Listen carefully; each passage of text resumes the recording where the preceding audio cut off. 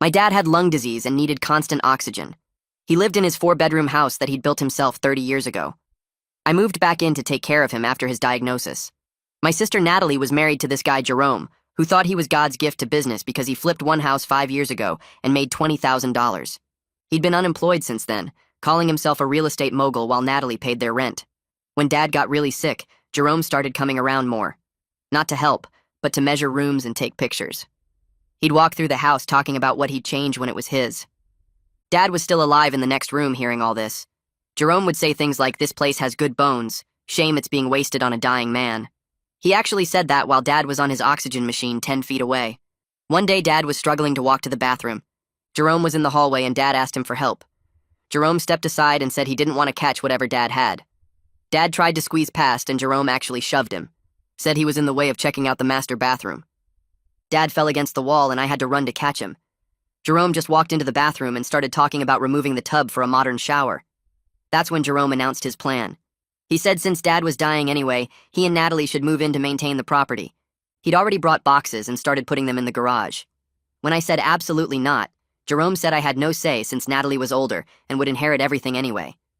He'd actually looked up inheritance law and decided Dad's house was basically already theirs. Dad was too weak to fight, but he told Jerome to leave. Jerome laughed and said confused old people shouldn't make property decisions. The next week, Jerome and Natalie just showed up with a moving truck. Started bringing in furniture while Dad was at a doctor's appointment. When we got home, Jerome had rearranged the living room and thrown Dad's recliner in the garage because it was outdated. Dad's oxygen concentrator was unplugged and moved to a corner because Jerome said the noise bothered him. Jerome had set up his gaming system where Dad's medical equipment was supposed to be. Natalie said they were just helping by updating the place. When Dad tried to protest, Jerome told him this was their house now, and he was a guest who should be grateful they let him stay. He actually used those words to a man dying in his own home. Jerome took over Dad's bedroom that night. Said the master should go to the actual masters of the house. He moved Dad's stuff into the smallest bedroom, the one without the attached bathroom Dad needed for his frequent night trips. Dad had to walk across the hall now, holding his oxygen tank, while Jerome slept in his custom adjustable bed. Jerome started telling neighbors he'd inherited the house and was letting his sick father-in-law stay out of kindness. He changed the locks and gave me a key like he was doing me a favor. He put his name on the mailbox. Started getting mail delivered there to establish residency. He threw away Dad's medications once because they were cluttering his bathroom counter. Dad missed 2 doses of heart medication because of it. Jerome said it probably didn't matter since Dad was terminal anyway. He actually started planning renovations while Dad was still alive. Had contractors come give estimates. They'd walk through Dad's room while he was lying in bed. Jerome would point at Dad and say, "We'll clear this room out soon for an office." The contractors looked uncomfortable, but Jerome just kept talking about his timeline for after the inconvenience was resolved. He meant Dad dying. What Jerome didn't know was that Dad had changed his will 2 years ago. He'd seen how Jerome treated Natalie, spending her money and calling her stupid when she questioned him. Dad left the house to me alone, not Natalie. He'd had it notarized and filed with his lawyer. He also added a specific clause that Jerome could never live in or own the property. Dad had been recording Jerome's behavior on his phone from his bed. Every threat, every shove, every cruel comment. He'd sent them all to his lawyer who kept them safe. Dad passed away 6 weeks after Jerome moved in. Jerome wore a suit to the funeral and gave a speech about losing his beloved father-in-law and the responsibility of caring for his estate. He actually brought house paint samples to the funeral home to show people his renovation plans. At the will reading, Jerome brought a contractor and was discussing knocking down walls. He'd already given Natalie's parents a move-out date for me, said I had 2 weeks to clear my stuff. The lawyer started reading. The house went to me. Only me. Jerome's face went white. The lawyer kept reading, but I watched the color drain from his skin like someone pulled a plug. The contractor he'd brought stepped back, actually moved away from Jerome like he might catch something. Jerome had been leaning forward in his chair, already measuring the house in his head probably, and now he sat frozen with his mouth half open. The lawyer said something about a clause preventing Jerome from ever living in or owning the property. That's when Jerome's face changed from white to red, this deep, angry red that started at his neck and spread up. He'd been playing house owner for 6 weeks, and now he just found out he was a criminal trespasser. Natalie sat next to him making this choking sound. Her hands gripped the arms of her chair so hard, her knuckles looked like they might split open. She looked like she was going to throw up right there on the lawyer's carpet. Jerome exploded. He jumped up and started screaming at the lawyer that this was illegal, that Dad was mentally incompetent, that you can't change a will when you're dying. His voice got louder with every word until he was practically spitting. The lawyer, this woman named Alina Sanderson, just sat there calm as anything. She waited for Jerome to run out of air, then said the will was executed 2 years ago. 2 years. With full medical and psychiatric evaluation proving Dad's complete competency. Jerome tried to interrupt, but Alina kept talking. She said she had extensive documentation of Jerome's behavior during the occupation period. The way she said occupation made it sound exactly like what it was, an invasion. Jerome's lawyer, this guy Constantine Bowers, put a hand on Jerome's arm trying to get him to sit down, but Jerome shook him off. I stood up then. My legs felt weird, like they might not hold me, but I stood up anyway. I looked right at Jerome and told him he had 24 hours to remove every item he brought into my house. I used those exact words. My house. Jerome's face did this thing where shock and rage fought for control. He lunged at me, actually lunged like he was going to hit me. The police officer came in from the hallway where Alina had him waiting. The officer stepped between us, and Constantine grabbed Jerome's chest, pushing him back while whispering something urgent in his ear. Jerome was breathing hard, making this sound like a bull. Constantine kept whispering, and finally Jerome stepped back, but he was staring at me like he wanted to kill me. Jerome and Constantine went to the corner of the office. They stood there talking in low voices for 15 minutes, while the rest of us just sat there. Alina organized papers on her desk like she had all day. The police officer stood by the door watching Jerome. I couldn't stop looking at Natalie.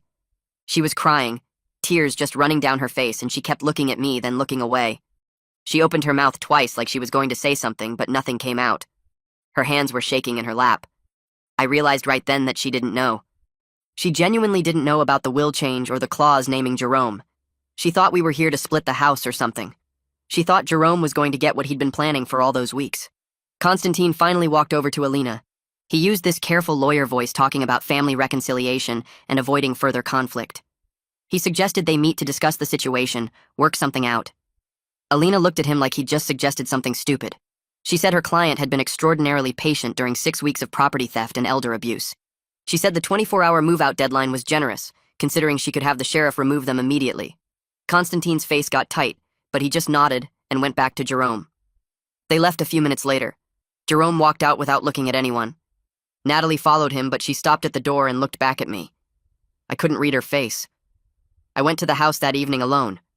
I had to see it. Had to walk through it knowing it was really mine now. The front door still had Jerome's name on the mailbox. I pulled it off and threw it in the bushes. Inside, the house smelled like Jerome's cologne, this heavy smell that was everywhere. Dad's things were shoved into corners. His favorite lamp was on the floor behind the couch. His books were in boxes in the hallway. I walked through each room seeing what Jerome had done.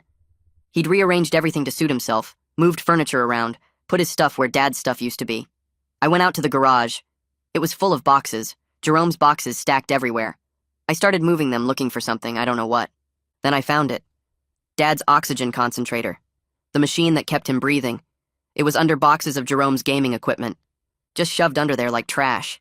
Something broke inside me seeing that. This machine that Dad needed to live, and Jerome had thrown it in the garage under his video games. I sat down on the concrete floor next to it, and I couldn't stop shaking. The next morning, Jerome and Natalie showed up with a rental truck. I was already there, had been there since dawn going through everything. Jerome came in like he still owned the place. He announced he was taking the furniture he'd invested in. He had this list in his hand of everything he was claiming. I pulled out the receipts I'd found the night before. Everything was bought on Natalie's credit cards. Every single thing. I showed him the receipts and told him anything purchased during the occupation was legally mine as compensation for his illegal occupancy. Alina had explained that to me. Jerome's face went red again. He tried to argue, but the police officer was there, same one from yesterday, and the officer told Jerome to take only what he came with. Nothing else. Jerome loaded the truck in silence. Well, not silence. He made these angry noises the whole time, slamming things around. The moving company workers were supposed to help, but they refused to take orders from him. They just stood by the truck smoking and watching. Jerome had to ask the police officer to help carry his gaming system. The officer did it, but I could tell he didn't want to. Natalie packed their clothes and personal items. She worked fast with her head down, never meeting my eyes. She left behind everything Jerome had claimed was theirs. The furniture, the dishes, the TV mounted on the wall. Everything. She knew it wasn't really theirs. She'd always known. After they left, I called Gilbert Wyatt. He was a locksmith Dad had used for years. He came over that afternoon and changed every lock in the house. Gilbert was this old guy with thick glasses who remembered me from when I was a kid. He said he always thought Jerome was a punk. Said Jerome came by during the occupation acting like he owned the place, measuring Gilbert for new locks like he was the boss. Gilbert said he told Jerome he'd have to get the owner's approval, and Jerome said he was the owner. Gilbert had refused to do the work. Hearing that from someone outside the family helped. It helped me feel less crazy about everything that happened. Gilbert finished the locks and handed me the only set of keys. He squeezed my shoulder and said he was sorry about Dad. I spent 3 days sorting through everything. 3 days of finding things that made me want to break something. Dad's medication bottles in the trash. I pulled them out and lined them up on the counter. 8 bottles. 8 different medications just thrown away. His favorite recliner was in the garage with a broken leg. The wood was cracked where it looked like someone had kicked it. In the master bedroom, there were holes in the wall where Jerome had mounted his massive TV. Big holes with torn drywall and exposed studs. I called a contractor to come look at the damage. He walked through the house making notes. When he finished, he said $8,000 in repairs. $8,000 of damage in 6 weeks. I called Alina and told her. She said we could pursue Jerome for damages, but she warned me that getting money from an unemployed man was nearly impossible. She said it would cost more in legal fees than we'd ever collect. I told her to send him the bill anyway. I wanted him to see it. Wanted him to know exactly what he'd done. Alina sent the bill to Constantine's office. 2 days later, my phone rang. I didn't recognize the number, but I answered anyway. It was Natalie. Her voice sounded weird, like she'd been crying for hours. She asked if we could talk without Jerome there. I said yes before I really thought about it. We agreed to meet at a coffee shop near her apartment the next morning. I got there early and sat at a corner table where I could see the door. Natalie walked in 20 minutes late. She looked terrible. Her hair was pulled back in a messy ponytail, and she had dark circles under her eyes like she hadn't slept in days. She ordered something at the counter, then came over and sat across from me. Her hands shook when she picked up her cup. She opened her mouth twice, but nothing came out. I waited. Finally, she started talking. She said she knew Jerome was taking over the house, but she convinced herself it was helping. That Dad needed them there. That Jerome was just being practical about inheritance planning. She kept looking down at her cup while she talked. Then she said she heard Jerome shove Dad in the hallway. She heard it happen. But she told herself it was an accident. That Dad probably stumbled and Jerome was just in the wrong place. I felt my jaw clench. I pulled out my phone and showed her the pictures I'd taken of the medication bottles in the trash. 8 bottles. All of Dad's heart medication and breathing treatments. She stared at the photos and her face went white. She put her head in her hands and started crying. She said she was a monster. Said it over and over. Part of me wanted to reach across the table and tell her it was okay. But I was too angry. I told her Dad spent his final weeks being treated like garbage in his own home while she watched it happen.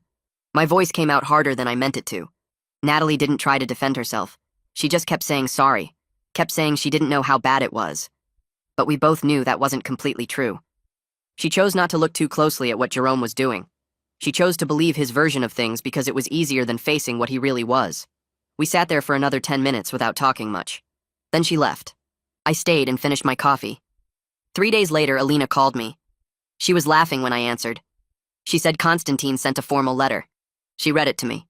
Jerome was willing to apologize and pay for damages if I agreed not to press criminal charges for elder abuse. Alina kept laughing. She said Jerome had no money to pay damages anyway. She asked if I wanted to press charges or just be done with him forever. I thought about it for maybe 5 seconds. I told her I didn't want Jerome in my life in any way, not even as someone I was suing. Alina said she'd draft a response. She wrote that I'd accept his permanent distance as payment. He had to agree to never contact me and never come within 500 feet of the property. Basically a restraining order, but done through agreement instead of court. Constantine accepted the same day. Alina said he knew the recorded evidence would destroy Jerome in any courtroom. The agreement was signed within a week. Natalie called me 3 weeks after the will reading. She said she filed for divorce. She wanted me to hear it from her before anyone else told me. She was moving back to her parents' house 2 states away. She needed distance from everything and everyone to figure out who she was without Jerome telling her what to think. Then she asked if maybe someday I could forgive her. I didn't answer right away.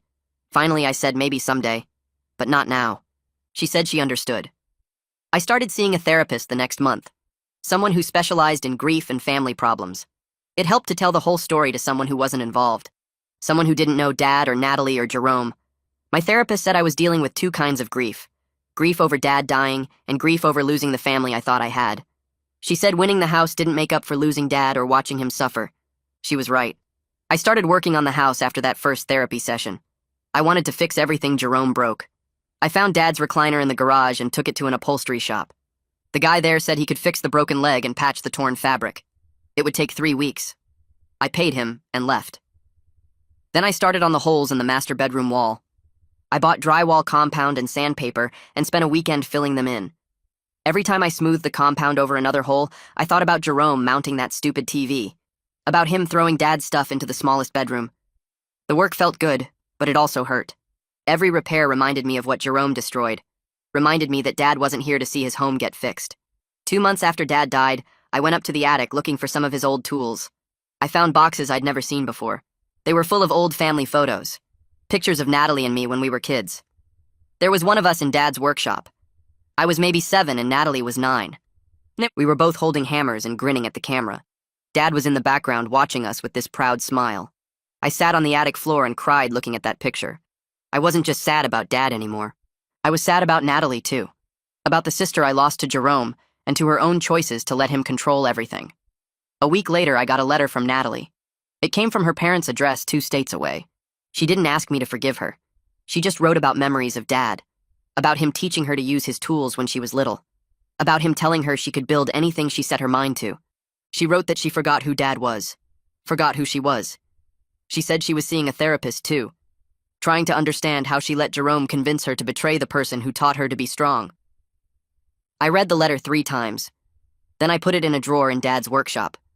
I wasn't ready to answer it yet. Maybe I would be someday, but not now. I sat at Dad's old desk in his workshop 3 weeks after reading Natalie's letter. The wood still smelled like the oil he used on his tools. I pulled out a piece of plain paper and started writing. My hand shook a little as I formed the words. I told her I wasn't ready to rebuild what we had. I told her I appreciated that she took responsibility for what happened.